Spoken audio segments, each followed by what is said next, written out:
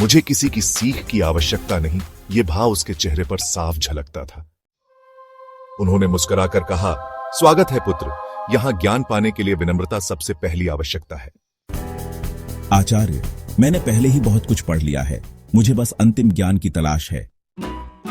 ज्ञान का घमंड सबसे बड़ा अज्ञान है। चलो, तुम्हें एक परीक्षा से गुजरना होगा।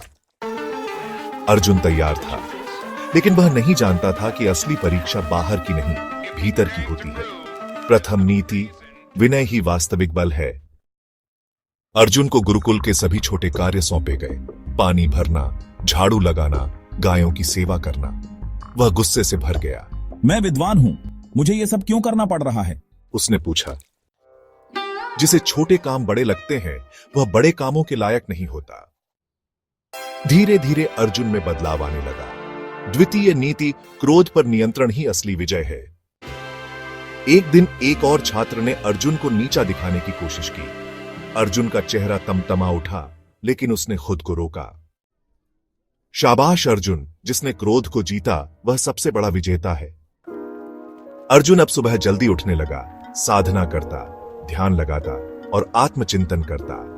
उसका आलस्य समाप्त होने लगा। तृतीय नीति, आलस्य मृत्यु के समान है। एक बार कुछ छात्रों ने अर्जुन के ज्ञान पर सवाल उठाया। अर्जुन ने शांति से सबकी बात सुनी और जवाब दिया, ज्ञान का उत्तर शांति है, शोर नहीं। तुम अब ज्ञान के मार्ग पर हो पुत्र। जो स्वयं को श्रेष्ठ समझे वह दूसरों को नीचा नहीं दिखाता। चतुर्थ नीति, धैर्य ही सबसे बड़ी संपत्ति है। पंचम नीति, स्वाभिमान और अभिमान में अंतर जानो। अब तुम सच्चे अर्थों में चाणक्य नीति को समझने लगे हो। षष्ठ नीति, सच्चा ज्ञान भीतर से आता है। अर्जुन, अब तुम क्या सीखना चाहते हो? अब मैं जानना चाहता हूं कि मैं कौन हूं। बस यही प्रश्न तुम्हें सच्चे ज्ञान तक ले जाएगा। एक दिन गुरुकुल में एक अमीर व्यक्ति आया और गुरुदक्षिणा में सोने के सिक्के देना चाहता था। सप्तम नीति, धन नहीं, धर्म सबसे बड़ी संपत्ति है। धन नहीं, नीति सिखाओ, यही सच्ची दक्षिणा है। अर्जुन ने अब सबके साथ सहयोग करना सीखा, सबकी मदद करने लगा। उसके आसपास लोग बदलने लगे। अष्टम नीति, मित्रता और विश्वास जीवन की नींव है। अर्जुन ने वर्षों की मेहनत से ज्ञान की ऊंचाइयों को छू लिया। अब वह वही छात्र नहीं था जो घमंड में डूबा आया था। नवम नीति, परिश्रम ही सफलता की कुंजी है। अंतिम नीति, जीवन में सबसे बड़ा शत्रु स्वयं का अहंकार है। आचार्य, क्या मैं सफल हुआ?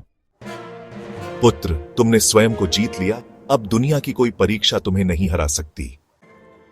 अर्जुन की यात्रा हम सभी की यात्रा है।